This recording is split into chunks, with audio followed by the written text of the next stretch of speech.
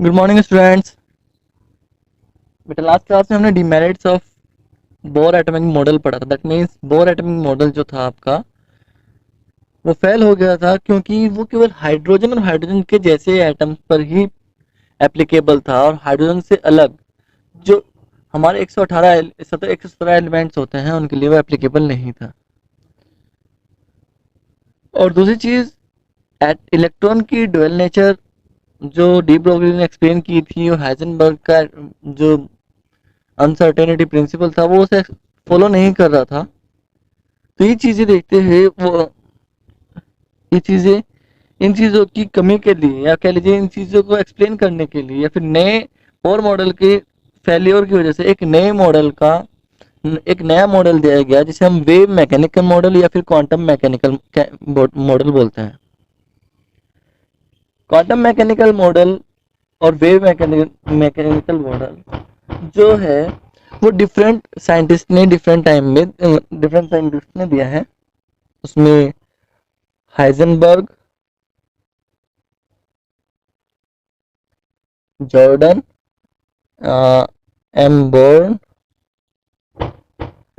P Jordan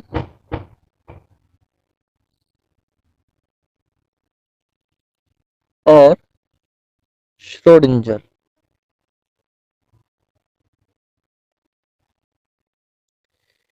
इन scientist का थोड़ा थोड़ा कंट्रीब्यूशन है। वैसे अगर मैं बात करता हूँ कि क्या ये कंप्लीट है तो आंसर है यस। ये एक कंप्लीट मॉडल है और आज के टाइम में हम इसे ही पढ़ते हैं, लेकिन इट इज क्वाइट कॉम्प्लिकेटेड। अगर बात करता हूँ ये बहुत कॉम्प्लिकेटेड है। और अगर मैं एक्सप्लेनेशन की बात करता हूँ तो आपके सिलेबस में ये सिर्फ इसके कुछ पॉइंट्स हैं, उन्हीं पॉइंट्स को मैं पढ़ाऊंगा या हम पढ़ाए डिस्कस करेंगे। इससे अलग हम कुछ भी डिस्कस नहीं करेंगे। कुछ एक पॉइंट्स में अगर मैं बता देता हूँ आपको, तो इस मॉडल के अकॉर्डिंग जो एटम एटम है आपका वो स्फेरिकल थ्री डायमेंशनली अरेंजमेंट होता है। अब तक जो हम पढ़ रहे थे बोर मॉडल या रदरफोर्ड मॉडल या फिर कह लीजिए थॉमसन मॉडल, हमने उसे टू डायमेंशनली माना, लेकिन एक्चुअल में जो वेव मैकेनिकल मॉडल है ये कहता है atom is spherical in shape and electron move in it in a three dimensional space. एक थ्री डायमेंशनल स्पेस में इलेक्ट्रॉन मूव करते हैं। और इसने कहा कि इलेक्ट्रॉन जो है ना उनका जो मूव करने का जो रीजन है, जो जगह है, वो ना आप कभी भी निर्धारित नहीं कर सकते, फिक्स नहीं कर सकते। किसी एक मोमेंट पे इलेक्ट्रॉन न्यूक्लियस के बहुत पास होता है और किसी एक मोमेंट पे इलेक्ट्रॉन न्यूक्लियस के बहुत दूर भी हो सकता है।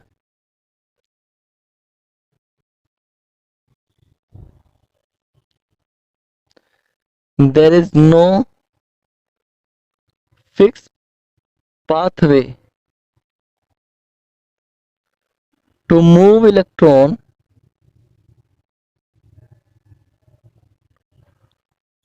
Around the nucleus. न्यूक्लियस के अराउंड मूव करने के लिए जो उसका एक फिक्स पाथवे नहीं है।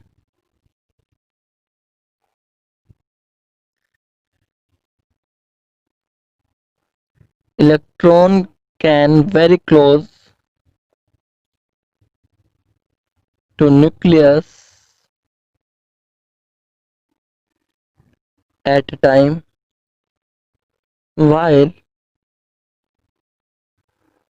another time it may be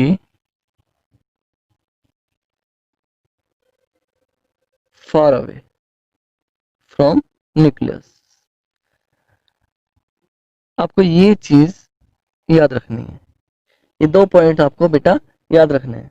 इससे अलग अगर मैं बात करता हूँ किस बेस पर उन्होंने इस अगर मैं बात करता हूँ इस क्वांटम मैकेनिक्स मॉडल की, तो क्वांटम मैकेनिक्स मॉडल में बहुत सारी एडवांस थ्योरीज दी गई हैं, एडवांस मैथ है, जो ऐसा मैथ जो एडवांस मैथ है, तो उन चीज़ों को डिस्कस ना करके हम सीधे सीधे कुछ पॉइंट्स के बारे में बात करेंगे, जैसे कि हम बात करेंगे श्रोडिंजर वेव इक्वेशन की। किसके बारे में? Schrödinger wave equation. बेटा श्रोडिंजर वेव इक्वेशन किस लिए होता है? इट इज यूज्ड फॉर, अगर मैं बात करता हूँ श्रोडिंजर वेव इक्वेशन की, it is use for to a find the position to find the position of a tiny particle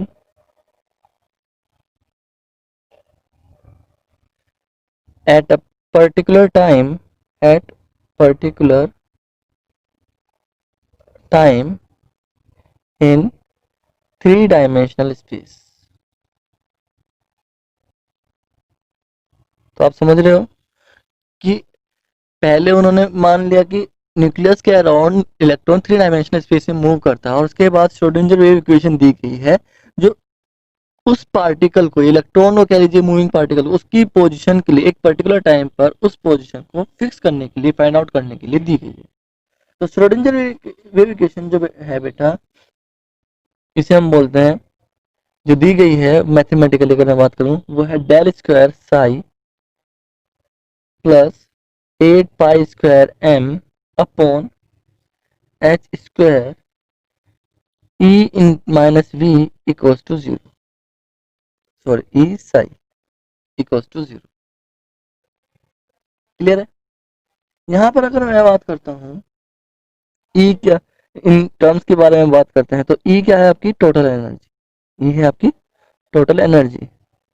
जो जितनी एनर्जी हम कैलकुलेट करते हैं वो सारी एनर्जी सिस्टम की है, टोटल एनर्जी ऑफ सिस्टम। यानी जिस पर भी आप काम कर रहे हो, जिस चीज पर भी काम कर रहे हो, उसकी टोटल एनर्जी को हम बोलते हैं E, total energy of the system.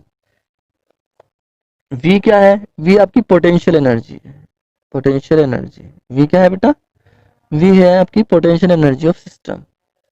M, M is the mass of electron. क्योंकि अगर हम इलेक्ट्रॉन की बात करेंगे, एटम की बात करेंगे, तो हम इलेक्ट्रॉन के मास की बात करेंगे।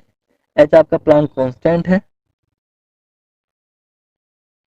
Planck constant. डेल, इसे हम पढ़ते हैं डेल। क्या पढ़ते हैं? डेल। और ये जो है बेटा हैमिल्टोनियन ऑपरेटर है। क्या है? Hamiltonian operator. एडवांस मैथ में यूज होता है डेल। और डेल स्क्वायर का जो मतलब हुआ, एक्सपेक्ट जो, अगर डेल स्क्वायर का जो मतलब होता है, उसे जब हम डिटेल में लिखते हैं, वो होता है del square upon del x square plus del square upon del y square and plus del square upon del z square. यानी ये तीन डायमेंशनल का डबल डिफरेंशिएशन होता है। समझ में आ रही बात आपको? डिफरेंशिएशन वैसे भी आप मैथ्स में 11 12 में पढ़ने वाले हो, तो ये डबल डिफरेंशिएशन होता है, हैमिल्टोनियन ऑपरेटर। ठीक है ना बेटा? तो इसका मीनिंग होता है ये। और इसके बाद जो बचता है आपका, ये साइन बचता है जिसे हम बोलते हैं साई। क्या बोलते हैं? साई। साई का जो मीनिंग होता है, साइन जो रिप्रेजेंट करता है, it is a wave function. इसे हम आइगन वैल्यू फंक्शन या वेव फंक्शन बोलते हैं। क्या बोलते हैं? आइगन वैल्यू फंक्शन, या फिर आप इसे बोलते हो वेव फंक्शन। ओके, ये वेव फंक्शन है। जो ये क्या करता है, it is use to represent, क्या रिप्रेजेंट करता है psi? It is represent the,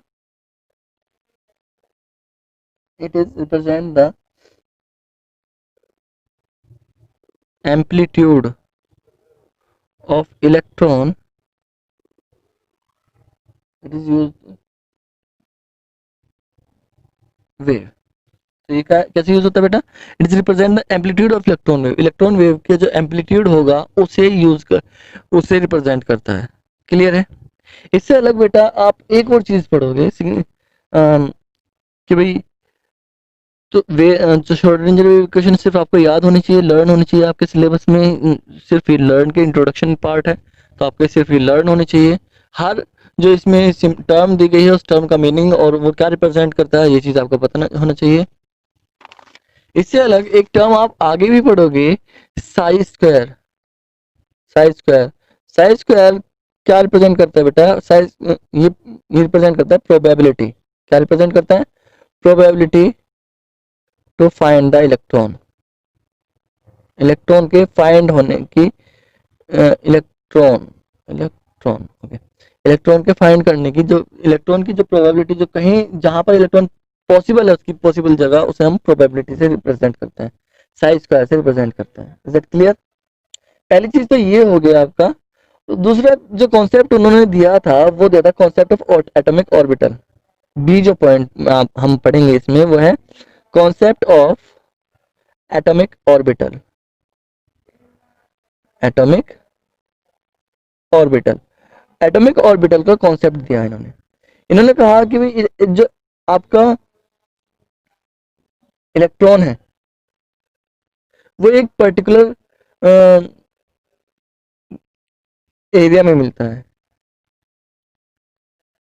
तो एटॉमिक ऑर्बिटल को उन्होंने डिफाइन किया the 3-dimensional space,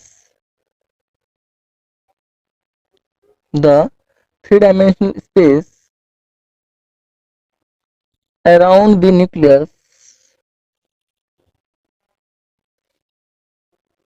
around the nucleus in which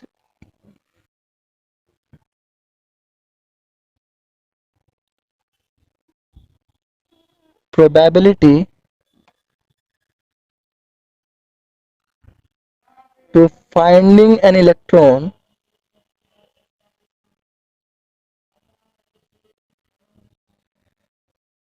is maximum, is known as a orbital। तो उसने क्या कहा कि न्यूक्लियस के अराउंड वो 3-डायमेंशनल स्पेस जहां पर इलेक्ट्रॉन के पाए जाने की प्रोबेबिलिटी सबसे ज्यादा होती है उसे हम एटॉमिक ऑर्बिटल बोलते हैं। क्या बोलते हैं? एटॉमिक ऑर्बिटल बोलते हैं। या फिर अब क्या होता है बेटा, अगर हम देखते हैं इसके लिए आपको एक डिस्ट्रीब्यूशन फंक्शन फाइंड आउट करना होता है। वैसे इसके बेस में न्यूमेरिकल नहीं है लेकिन फिर भी आपको ये फॉर्मूला पता होना चाहिए। डिस्ट्रीब्यूशन फंक्शन फाइंड आउट करना होता है। Distribution function D equals to होता है 4 pi r square psi square. और आपको पता है psi square probability of finding electron है, आर रेडियस ऑफ एटम है आपकी, आर क्या है आपका? रेडियस। आर क्या है बेटा? रेडियस ऑफ इलेक्ट्रॉन एटम है, एटम की रेडियस जो होगी वो है पाई और फोर्थ कांस्टेंट है। तो डिस्ट्रीब्यूशन फंक्शन क्या बताता है? ये इलेक्ट्रॉन का वो स्पेस बताता है जहां पर इलेक्ट्रॉन के पाए जाने की प्रोबेबिलिटी होती है। क्या एक्सप्लेन करता है? इट एक्सप्लेन या इट रिप्रेजेंट कह सकते हो the area where electron occur कर लेता है। ओके, ये चीज बताता है। तो ये चीज समझ में आ रही है बेटा आपको? और ये चीजें प्रोबेबिलिटी टर्म क्यों ली गई है ये चीज आपको बता दूं। मैं आपको बता दूं, एट न्यूक्लियस है, न्यूक्लियस के अराउंड एक पर्टिकुलर एरिया में, मान लो एक इलेक्ट्रॉन के बारे में बात कर रहे हैं, एक पर्टिकुलर टाइम पर या किसी भी टाइम पर इलेक्ट्रॉन जो है ना वो एक सर्कुलर पाथ में, फिक्स पाथवे में मूव नहीं करता, वो डायरेक्ट इस पाथवे में मूव नहीं करता। वो क्या करता है? वो इस तरीके से मूव करता है, वेव की तरीके से। किस तरीके से? इस तरीके से मूव करता है। किसी भी पर्टिकुलर टाइम में वो न्यूक्लियस के क्लोज भी हो सकता है या न्यूक्लियस से बहुत दूर भी हो सकता है। तो ये जो इसकी वजह से, और उसकी वेलोसिटी, इलेक्ट्रॉन की वेलोसिटी बहुत ज्यादा होती है। तो इलेक्ट्रॉन की वेलोसिटी की वजह से आप पर्टिकुलर टाइम में उसकी पोजीशन और उसकी एक जो हाइजेनबर्ग ने अनसर्टेनिटी प्रिंसिपल दिया था उसके बेस पर मैं कह रहा हूँ कि उसकी पोजीशन और उसका मोमेंटम एक साथ आप कैलकुलेट नहीं कर सकते हो, या तो उसकी पोजीशन बताओगे या उसका वेलोसिटी बताओगे। तो बेटा यहाँ पर तो ये एक इस वजह से, इसके मोशन की वजह से, इलेक्ट्रॉन के मोशन की वजह से हम इलेक्ट्रॉन का ये जो एरिया मानते हैं, ये जो एरिया है, हम मानते हैं कि इस पर्टिकुलर एरिया में इलेक्ट्रॉन किसी भी पर्टिकुलर टाइम में मिल सकता है। अब क्या होगा कि इस एरिया को रिप्रेजेंट करने के लिए हम डी डिस्ट्रीब्यूशन फंक्शन का यूज करते हैं। क्लियर है आपको? साई स्क्वायर का कहा, और इस चीज को ही हम ऑर्बिटल बोलते हैं। क्या बोलते हैं? इसे ही हम ऑर्बिटल बोलते हैं, जहां पर वो मिलता है। क्लियर है? एक चीज और आपको बतानी थी,